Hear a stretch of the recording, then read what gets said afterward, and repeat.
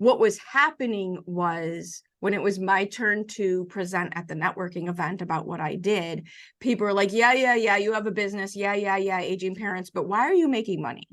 Like, why is this working for you while everyone else is struggling? Just talk about that for a minute. Welcome to 7 to 8, our special series on 7 to 8 figure entrepreneurs. In this special series, I interview $1 million, some $10 million, and even some $1 million business owners who uncovered their twists and turns in their entrepreneurial adventure in order to help you to avoid the potholes and stick to the fast track. Welcome now to center stage, our next special guest. Welcome to the Little Blue Pill for Business podcast, where it's all about getting it up and keeping it up. And yes, we're talking about revenue and profit. We know it's all about the 6 inches between your ears. So I interview some of the hottest people in the industry that are blowing and going so we can help you get in some action. So if you like a little tongue in cheek and not just physically, you're in the right place. Today, we are jumping in bed with my most amazing guest, Erin. Erin, thank you so much for being here with us today. I'm so excited. I didn't think I was going to get this type of action in the middle of the day, but here we are. Who knew? Who knew? Well, let's start off with getting to know you a little better before you take off the kimono completely, and let us know who you are and what you do for business or pleasure. The official. So my name is Erin Marcus. I am the founder and CEO of Conquer Your Business, where we help get people over the bridge from solopreneur entrepreneur and into true business ownership. Yeah. And again, we're going to be talking my love languages, which I love to do, as you all know me. So let's back up the bus just a little bit. How did you get into business growth as your thing? Kicking and screaming. Right? Isn't that how most of us get to where we are? Right. Sums it up. Yep. I decided this. It was this crazy idea where I stopped doing everything I hated and sucked at, and just focused on what I'm good at and enjoy. Like, nice. Isn't it amazing how that's actually so often the journey, right? Right. But I have the fancy corporate background. I have the very weird and uncommon multi-international public schools in the 70s and 80s, learn how to be with everyone, communicate with everyone, and that people are just people. And when you combine those with eventually the C-suite experience in corporate, and once I got my head out of my butt, an MBA in marketing and executive leadership, in arrears, it all makes sense. Right. And I'm like, oh, this is how this all comes together. Like, if you just keep going long enough, it starts to make sense. Most people say, in hindsight, but you're in arrears. Oh, in arrears. All of a sudden I think but, and I'm going, okay. It's the financial services background. It starts to all come together. Like, what are you good at? And when I owned my first business, working with families with aging parents, it was great. It was lovely. We were top 10 out of 200 offices in 18 months. And it was because I have the business background. Mm-hmm. And while I enjoyed our clients and was absolutely thrilled to be able to help them the way we were able to help them, what was happening was when it was my turn to present at the networking event about what I did, people were like, yeah, you have a business. Yeah, aging parents. But why are you making money? Like, why is this working for you while everyone else is struggling? Just talk about that for a minute. Right. And then all of my vendor relationships, the moving company, the junk removal company, even the charity we would donate to, even the buildings we were helping seniors move into, we're all asking, well, how do we build the business? Well, what do we, and that was the conversations I was having. You get to the point, you're like, okay, you got to make a decision. I could either stay in that field, which, while it was lovely, was a logistical nightmare, extremely challenging, low profit margin, and every single one of my clients is in trauma. Yeah. Or I could move over here where I am having an impact in a different way that probably has a broader scope. I'm creating aha moments. Everybody's happy. Everybody's excited. I'm no longer tied to Chicago geographically. I can do this from anywhere. It also kept my attention span going because I get to create all these different types of businesses. And you get to the point where like, I don't know, where do I want to be? Guess which one I picked, right? Right. The business one. Nice. It reminds me, so I was at an event one time and somebody said to a gentleman there, what do you do? And he goes, I bring happiness and joy to every client I have. And I'm like, what do you do? Because Right. I'm in garbage removal. They phone me and they're like, I need this gone. I need it right now. And when it's gone, they're like, oh my God, that was the best ever. Right. Oh yeah. Okay. That makes But sense. it's so true. And it's so funny because I tell people the problem when you just pick a label for what you do is that that's the most boring thing in the world. Like the last thing people want to hear from me is that I'm a business consultant because people like that doesn't mean anything. Okay, I'm a podcast host. Okay, how fast can I run away from you? And God forbid you say, oh, I'm a speaker, right? They're out of there. But if instead I say I help small business owners make more money, oh, well, that's at least a little bit interesting. Right. Now I sound like someone you might want to have a conversation with. Right. Well, and to me, it's kind of funny in that we're probably the one person that everybody should be talking to. And they're like, and when they have that, oh no, I don't need consulting. It's like, Right. really? No, Because I've seen a lot of businesses in my life. I've opened up a lot of kimonos, and that junk's not pretty. Just saying. no, and we want to make your junk pretty. That's all. right, that's all we're trying to do. And I literally had one person tell me that they knew I could help them. They knew it would make a big difference, but because they were also a business consultant, or coach, they just didn't want someone else to tell them what to do. And I thought about that for a minute, and I thought, all I want is for someone else to just tell me what to do, right? Like, if it were that easy that someone could tell you what to do, and then you go do it, and you make more money, that would be awesome. Right? Like, all I want. At the end of the day, I can't tell you how many times I've gone, like, seriously, there's got to be somebody that just knows their shit and they're just do that. Right. Right? I'm And mentors will do that, but they're not necessarily right. Well, so yeah, and that brings me to my soapbox about the industry and why. And when I say I came into this industry kicking and screaming, it was because I come out of financial services, public companies. I have an MBA. Everything's about conflict of interest, right? Total transparency and conflict of interest. And so when I was first introduced in the coaching world and who I saw and what they were saying, like my bells and whistles and red flags are all going off, going, no, run, no, run, no, no, no. Now, here's the thing. There's a lot of great coaches out there. Obviously, I've hired them. Hopefully people think I am one, but there's gotta be, it was why I wouldn't claim my space for so long, because I didn't want to throw my name in the ring with people who were behaving that way. Right. Absolutely. Well, and one of my friends, obviously one of my friends, said it's kind of like hookers. Nobody wants to be a hooker, but everybody's willing to make $10,000 a night. And it's like, yeah, I'm that kind of hooker. I'm okay. I got a price. Everybody has a price. It's like, it becomes this thing where you're like, I get it as a service. I get it that people like it, but it's got a bad rap. But I love how you approach this and how you work with people.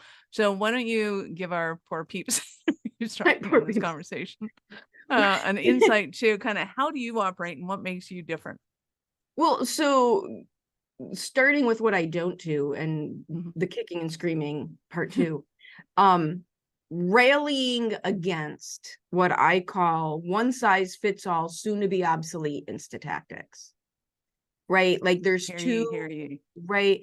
Just do this one thing, regardless of your business model, regardless of anything else. If you just do this one thing, right, the clouds will disappear, the sun will shine, the money will come pouring down on you. Yeah, that's not how this works. And it usually always starts with just tell them how many millions your clients have made. I was like, dude, she's in tantra.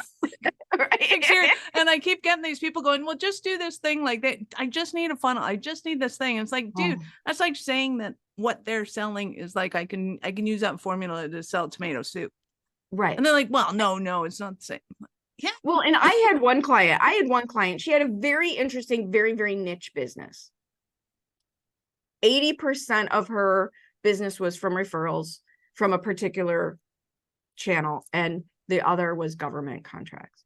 And somebody convinced her she needed to be on Instagram. That would be the difference maker. Right. She's my age. Like, I forget that there is an Instagram, right? And I'm like, dude, there are 2 conferences a year completely built around the exact person who would be the perfect referral source for you. Go to them, make 20 friends, be a good friend to those 20 people. That's the only marketing you need to do. You can even drop the government contracts, because those were done through a third-party vendor anyway. Like, that's a whole different ballgame, right? So there's no marketing. I was going to say, you're not getting those on Instagram. No, there's no marketing involved in government contracts. There's a process, and you either do the process or you don't do the process. Right. But she literally needed, I'm like, 20 people, build the relationships. Not only will you triple, build your $1 million business, but in 2 to 3, she wanted an exit plan. 2 to 3 years, one of them will buy it, because she was a piece of their puzzle. They did, part A, and she did part B. They needed her. She didn't need to be on Instagram. She needed to find the people who needed her in this teeny little niche, get great at those relationships, right? That's the whole point. It's a mixture. When I talk about the differentiators are, we look at where you are, we look at where you want to go, and we reverse engineer an action plan, looking at all the different categories of your business, so that we're all wiggling forward, so that none of those categories within your business, whether it's your team or your marketing or your offers or your processes, right? We don't want any of those columns to become an anchor preventing the growth. And every single time, it's strategy first. Does this all align? Are we reverse engineered so that, and it's not just strategy to scale, it's strategy to scale to create the business you want, to create the money you want. Because if you just tell me you want $1 million business, I can give you 1 million different variables on what that looks like. That's not enough information, right? You become a drug dealer for that, but that's right. Not Exactly. really what you're looking for. we can get 100 clients. We can get 2 clients. Those are very different lives that you live. And the other piece of the puzzle is applying it to your strengths and weaknesses. Yes. Right? Because if you would rather have a stick in the eye than do the tactic, it won't work for you. It won't work. And let's take this back to kind of the dating or the prospect thing. Is you would never go into a bar full of bikers and expect to have, high-end. Well, you might actually. That's probably a bad example. But you're not going to find a yuppie, right? You're not going to find the art, right? The yuppie in the, if you don't like that persona, then why are you playing in their world? It won't work for you. You will feel like an imposter. You will look like an imposter. People can tell that you're like dialing it in instead of actually wanting to be there to check a box, right? And it doesn't work as well, and it's a struggle. Well, and people don't realize that in business, there's as many opportunities to meet people as there is in the, let's call it the dating world, because you can go into any different avenue and find the right kind of people, but you got to know the right kind of people that you're looking for. And it's not, oh, I want somebody that's 6 feet tall and they're blonde. It's like, well, can you even a little more than that? Sure, you can find that anywhere. Like, let's narrow down who are the people that you love to work with. And you wake up, when you're done your call and you're going, I just want a cigarette. That was fucking amazing. Right. And have those clients all day long, rather than the, oh, fuck, no, I don't ever want to see that person again. I don't want to do this. And it doesn't, here, by the way, if you notice, out there in listener world, neither of us is saying who that person is. You get to pick. That's the beauty of it. You like bikers, go for it. They have their own bars. You get to pick who you are, and you get to pick who you want to work with. But if you don't know any of those things, I mean, going back, like the mistake I watch people make that prevent them from getting to the 7 and the 8 figures they want is they don't do the work before they go to work. They don't figure this out first. They don't really dial into exactly who they want to work with and what they want to do with for them and how they want to be. And so you become susceptible. You know, the harsher version of that is you fall victim to, but you become susceptible to other people's incongruous ideas because you don't have a litmus test to compare it to. Absolutely. And I've said many times, many entrepreneurs suffer from entrepreneurial PTSD and they don't even realize it because they really have fallen victim. I mean, I get it. They got themselves into that position, but they have allowed themselves to get into that position and they get traumatized by it. And you got to figure out how to kind of get up and out of that and realize that it's not a permanent state of business. It's not permanent. And also the whole mindset around, I made this bad decision or this thing isn't working for me. And how do you not throw good money after bad? How do you end it? How do you walk away with grateful for the lessons learned and then decide, okay, but this isn't the version for me? And I think there is trial and error to go through because you don't know what you don't know. And sometimes you think you want to do something and you can do something and you learn through the process. Or truthfully, I think it's even more common for successful businesses to iterate through it. Right. I think, right, like the unsuccessful business owners fall victim to it, but the successful business owners understand you have to iterate through to find your sweet spot. Absolutely. So usually I explain this as kind of, you have your, what I call your starting phase, where you're throwing spaghetti up against the wall, trying to see what works. You do the thing. You end up with what's affectionately referred to as the yard sale of stuff. And then you figure out, hey, there's this one thing that I actually love. I actually like the people that are attracted to it. I actually want to do more of this. And then they do it. And the stereotypical is when Apple decided iPod was the thing, we're throwing out everything. Everything is on hold. We are going to knock this out of the park. And if Apple can do it, you can do it, whatever company you are. And then you get into what I call the growth phase. And that's where you got to systemize, you got to get the people in place, the right people in the right places, all that kind of fun jazz. And to me, that's kind of the magic of business, because once you get that down, then you get to go into scaling and then you throw money at the problem. Once you've proven that throwing money at the problem solves the problem, then you can sell it. And somebody, and usually an enterprise, will come and snatch it up and go, yeah, this is exactly what we want. We need this division as part of our thing. And they pick it up as a key to some problem they're having because they know it works. Give me your iteration on that. And let's talk about what you find as your sweet spot when you're working with people.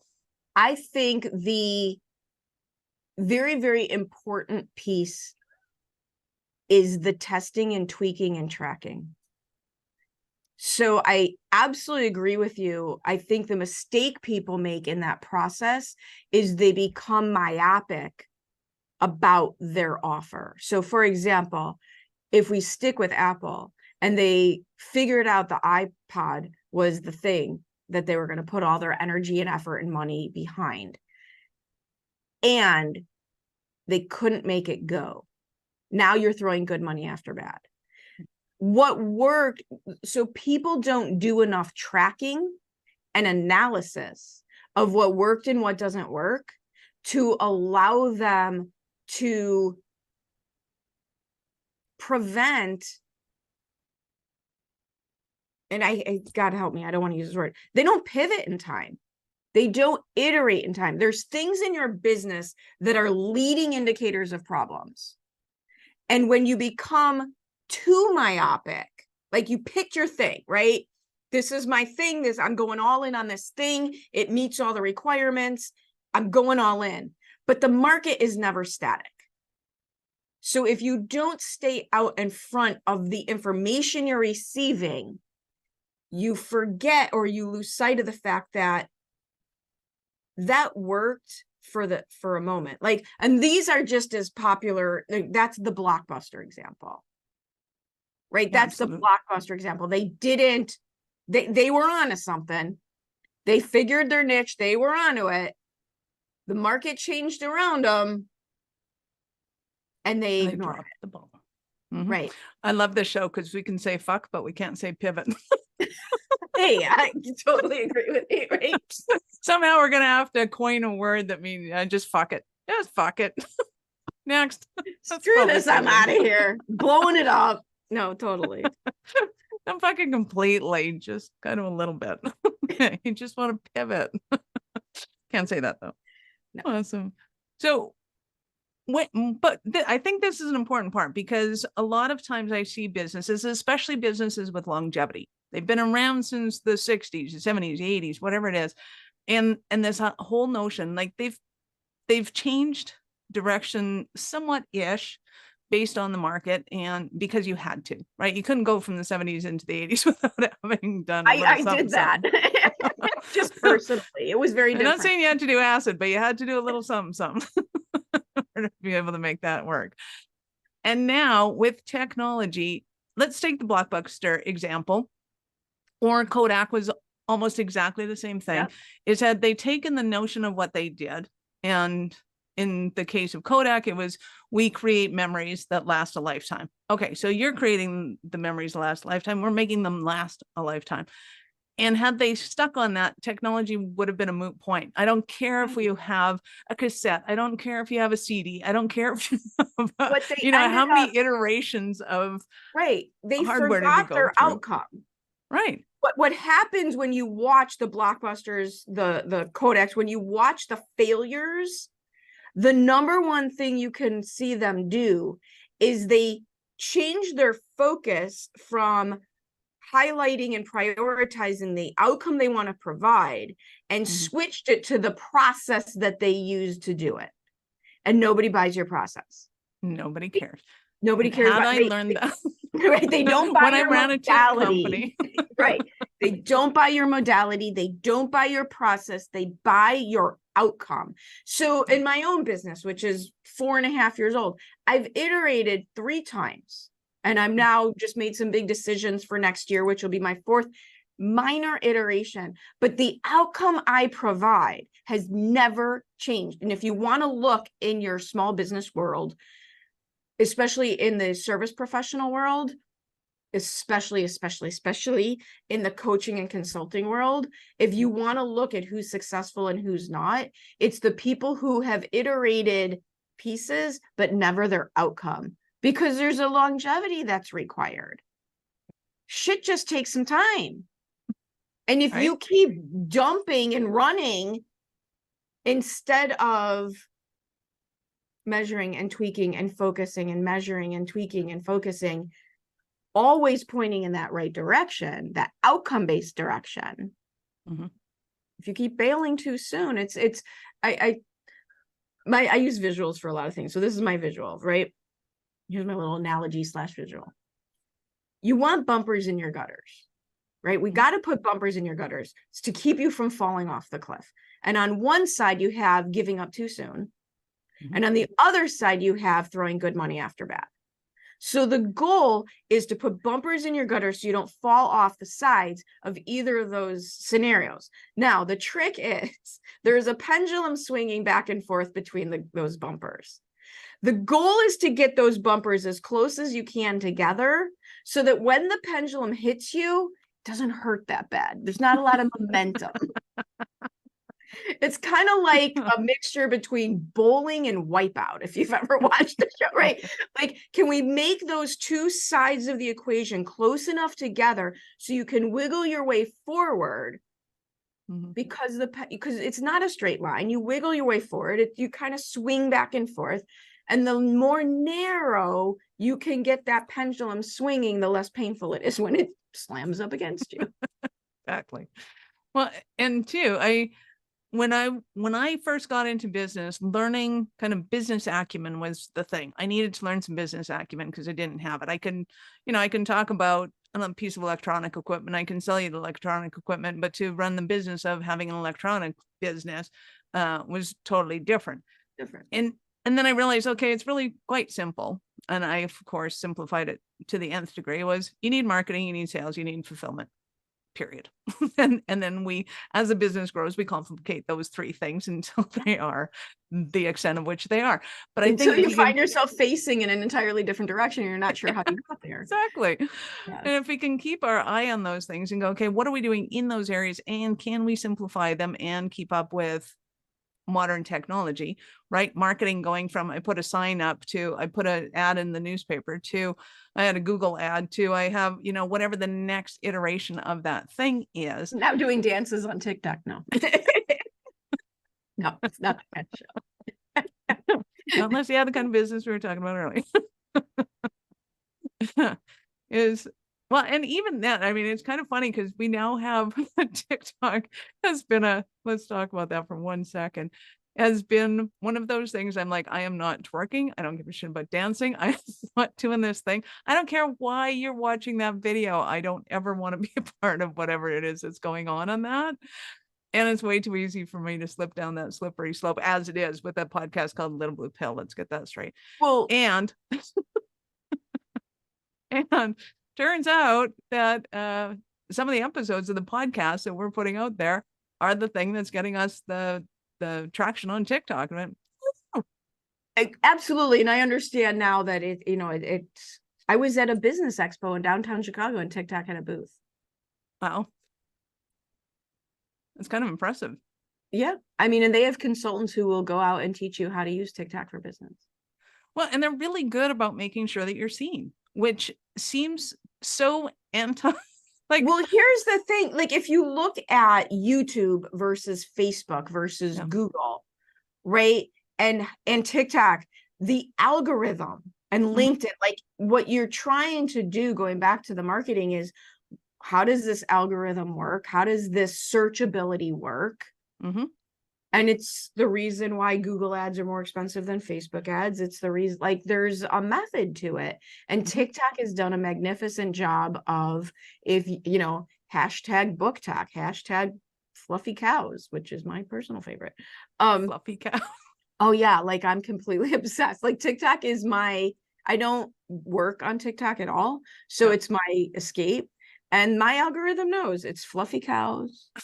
It's zoos and aquariums across the world. Totally. Well, and one of the things I like about them is that they've figured out what people like to watch and they've put those videos in front of them. Right. And it's not always the viral videos. It's not always the high producers. It's not always, it's just, hey, you watch random ass shit? We're going to put random ass shit in front of you. Totally. And look, well, you love it. This is great. Those are some of my favorite videos, are people going, how did I get onto Neil the Seal talk? That's right. Like, all I'm getting is updates. All of a sudden, people going like, oh, I used to see Neil the Seal every day. Where is he? I haven't seen him in a while. So many worlds I just don't know and don't understand, and it's okay. Peeps, if you feel like me, you're like, what the hell are you people talking about right now? Go ahead and comment at the bottom. So here's the problem. And if you found us on TikTok, let us know. Let us know, right? See, I'm dying to know. I am 53 years old. But if I take a test on BuzzFeed, I'm actually a 13-year-old boy, which is why. Right. If you look at what I involve myself with in my downtime, I'm actually a 13-year-old boy. That's where my sense of humor comes from, and now you know why we have the show. Now we know why we go. Exactly. And how can we make business fun and oh my God, like, seriously, can that just be the bottom line? Right? I don't, the reason I'm a very good gambler is I have no attention span and losing is boring. If I'm not winning, it's boring, I leave. And I have my same approach to business. I have to be careful because if something's working and it needs a system behind it, I have to give it to somebody else so it'll keep happening because I've lost, interest in it. Yeah. But having, learning my own ADD type of how it manifests for me and then using it to my benefit. Like, learn about yourself, learn what you're good at, learn what you hate, and go deep with it. Right. Doesn't have to be hard. Doesn't have to be complicated. kind of to your point earlier, it's not easy. If it was easy, everyone would be doing it. Mm-hmm. But it doesn't have to be complicated. It can absolutely be simplified. Right. I think when I figured out that I was good at strategy, I went, well, yeah, but everybody knows strategy. Like, what is that? Like, and it's like, you ask me a question, I give you strategy. Like, it's People to me, you it was don't easier than realize, thinking right? and breathing. Right, totally. Like, and that's where, one of the things I talk about with business is marketing, sales, content creation, funnel creation, website, all those things. None of that's hard. None of that's hard. And the reason it's not hard is because you can pay really smart people to do it for you. figure it out. Like, you can just buy Ones that. that are really good at it too. Right. You can just buy that. So it's Right. it's not hard for me to get those things because I can purchase them from brilliant, amazing people. What I can't outsource is getting out of my own way. I can't outsource success mindset, not screwing myself up. That's why that's hard. If you're going to really want to scale, simplify the tactical and throw your effort into getting out of your own way. Here. Love that. So on that note, I know there's a ton of our listeners. You're like, on that note, from she's you. out of here. Going, yeah.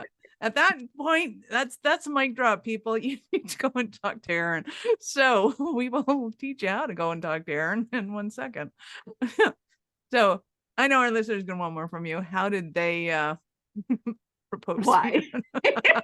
For those, how did they nudge you and wink at you across crowded room? Slide into my DMs, right? Exactly. Just not on Instagram because I forget to check them.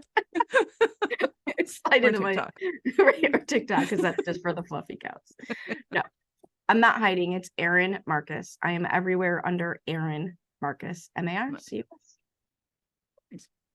And we will, of course, have all of Erin's links in the show notes. So go ahead and click on the links, open them up in a new browser. And I was going to say, click my Bitly. It drives me crazy when people have a Bitly, but I got to tell you the story. Not that Erin has a Bitly. She has ErinMarcus.com. It's pretty easy to find her. But it drives me crazy when people use Bitly. And it's like, just click on my Bitly. Dude, don't ever say that in public again, unless you're on my show. Every time I hear that is not what I hear. Here's my brush with TikTok fame. I was on a flight, and the same type of overhear the conversation. I was on a flight. I'm getting in line to get on my flight. I'm on the plane from Fort Myers to Chicago, and I see sitting there the two guys from Fluffy Feather Farms, mini cows. Okay, and they're not that far from me. And I look at them and I just very quietly said, I love your content. To which they replied, oh my God, you follow us? So now people are watching this conversation and I'm like, oh yeah, I love your content. I love your stuff. To which the next sentence he blurts out is, who's your favorite cow? Right? So there's no context at all for anyone sitting around us. All they know is two strangers are meeting. And the thing that he says to her is, who's your favorite cow? And I say, well, I really like the one with the freckles, but I'm in love with Sparkles the house donkey. People are looking at us like, what? Hilarious. Yeah. Well, and I have been looking at, I don't know if we're talking about the same thing or not, but I have been looking at the little miniature cows with the shaggy bangs. They look like the sheepdogs with horns. They kind of look like a sheep. My God, they're so cute. Mini okay, Highland. So after the show, go and compare fluffy sheep or fluffy cows. That's what we do in our spare time. Who knew? People don't understand most of what I do is to entertain myself. All right. That's what I used to always say at events. It's like, I can be here and do this by myself, and I probably would anyways because it's a lot of fun. It's still gonna happen. You can come, you don't have to come, but this is gonna happen. You can enjoy yourself or not. I'm going to. So if you want me to say things in a different way, you're gonna have to ask me, and it's my job to be able to provide that for you. So yes, peace. By the way, peeps, if you have any questions, please do either if they're safe, put them in the comments. If they're not safe, go ahead and DM me. I'm good with that. Let us know what you'd really like us to talk about, because otherwise you get me. And that's where we're at. You have been absolutely awesome, Erin. Would you like to leave any last words or pillow talk with our peeps? My question is that I've been using for everything as I go through the strategy is, what if this were easy? Right. What if this were easy? What if it were easy and I was happy about it? We make things way, way, way too complicated. What if it were easy? And then just go do it that way. So thank you so much for your time. I appreciate it immensely, and I know how valuable it is. Thank you, thank you, thank you. Peeps, this is Michelle Nedluck, your mistress in business. Thank you for being here with us today. Be sure to subscribe to the show, share it with your friends so I can help you all get it up when you need it, because we love having you here. Thank you for listening to 7 to 8. If you're interested in upping your speaking game, be sure to connect with our guests with the links in the show notes, and connect with me to see how we can help you get your tech done for you and help your speaking dreams come true.